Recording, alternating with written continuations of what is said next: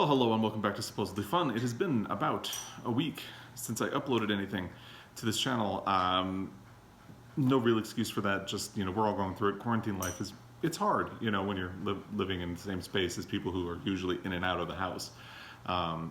Every time I try to film something, my husband walks through the room, my son walks through the room. There's just a lot going on in the house. I have been joking that I'm going to start filming videos in my car, in the driveway, just so I can have some privacy to do it. It may actually happen. We'll see. But, it is what it is. At least we're all getting along. That's really good. I hope your quarantine is going well and you're keeping busy and not going crazy at this point. It's really important to just keep where we are and hold for a while. So, but that's my big complaint. It's been very hard to keep up with BookTube. So if you have your big complaint, I'd love to hear it. Drop it down below. Quick question. This is going to be a bit of a short video. I just wanted to kind of check in and say hi, really, and kind of give you an update on my reading. So, but because I was going to do that, I had to go back into the library to get the cover, the dust jacket, for one of the books that I'm reading. Because I don't read hardcover books with the dust jacket on, and that made me curious. If you're reading a hardcover, do you leave the dust jacket on or do you take it off? Like, technically the dust jacket is supposed to protect the book in the long term, but I guess my strategy is to protect the dust jacket since it's what gets displayed. So that's what I do, but I'm really curious. Which way do you do? Do you leave the dust jacket on or do you read it?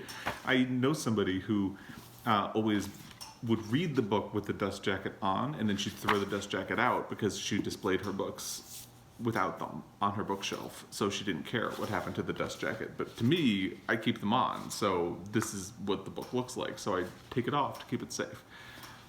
Anyway, I would just be really curious to hear how you handle that, so let me know. And anyway, I've been doing the same things. I'm listening to an audio for a book for the BookTube prize. I am making my way very slowly through that, so I don't want to talk about it because I don't want to get into my thoughts and feelings about it. That will come. I'm not even going to talk about the name of it. I am still reading Lonesome Dove. My March of the Mammoth became a mammoth in April, and it's still going through the month. My buddy reader for this, Rick from Another Kick at the Candlet, has been very patient as we have gone through this. Just with the tricky thing too is because I'm still working full-time from home, so I have no reason to complain about that. I don't have time to read during the week, and by the end of the day I have to, we've been playing board games and doing things like that, so during the week I get no reading done, and I only have the weekends, and that's been a little tough. But so I have some buddy reads coming up, so I really need to either finish Lonesome Dove or make a lot of progress into it. I'm only a little more than halfway at this point, so I have to try to reconcile this before I start my buddy reads, so I have a lot of work to do. I may be staying up late.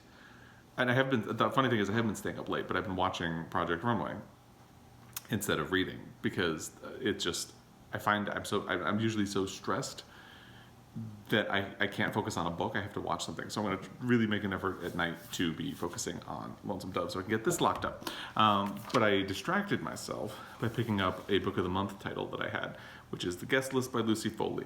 You'd kill to be on it. I got this because it's kind of builds as an Agatha Christie-esque mystery where there's a wedding on a remote island off of Ireland. And I've had a really hard time with mysteries lately, but I'm actually tearing through this. I'm halfway through in one night. So that's really cool. And that is the kind of win I needed. I think if I can get through this tonight, it will give me the energy I need to tackle Lonesome Dove by the end of the week.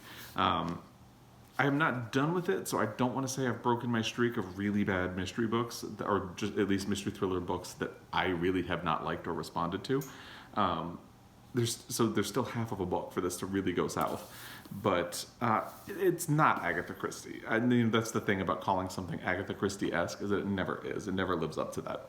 And I will talk more about this when I'm done. But potentially, I've broken the streak of really bad mystery thrillers. And I selected it's funny because it's set on a remote island off of Ireland, and at certain points people are searching for people on the island. So I kind of selected this bookmark from Shakespeare and Company, my local bookstore, to go with it, where Nancy Drew and the Hardy Boys are out searching in front of the Overlook Hotel. It feels very thematically appropriate. So props to myself for that pairing. Not that it means anything. Anyway, in other news what else is going on? Not really much. That's kind of it. I've been thinking, my husband is just starting to say that he's wanting a haircut. Luckily, we did get a haircut right before the quarantine started, but he's about getting to the point where he wants another haircut. I can probably hold out for a while. I'm debating if this continues much longer, if I'm going to just grow my hair out or do like a really short kind of deal. I'm probably going to let it grow out because me being clumsy the way I am, I was playing with my dog and slammed my head into something and have a gash. It's healing. It's mostly healed by now. Right across here. It's fine. Didn't have a concussion or anything, but anytime you cut your head, it bleeds a lot. So I looked like Carrie, and that was not good. And I don't know how healed it is, so I can't. Now would be a bad time to do a buzz cut, basically. I'm probably going to let it grow out. And that's my life in a nutshell. Anyway, I would love to hear how you're doing, how your reading life is going, what you have, what you've read, what you are reading, what you have coming up. I think, what is this? Simon at Savage Reads calls that your reading horizons. I'd love to hear your reading horizons. Let me know what they are, if I may borrow that phrase for a moment. And let me know how you're doing. I hope you're doing well, keeping busy, keeping sane. Like I said, it's been very hard to film a video, but by and large, I'm really lucky that we all get along. We're very lucky in that regard. I've heard a lot of horror stories of people just having a nightmare time in their homes. So I hope you're getting through, staying well, staying healthy, and taking care of everybody. Because we could all use some care and consideration in this time. And we could always use that, but this is a good time to remember that and put it into practice. So with that, thank you for your time. I hope you're doing well. I will try to do another video tomorrow. Wish me luck. And until next time, happy reading.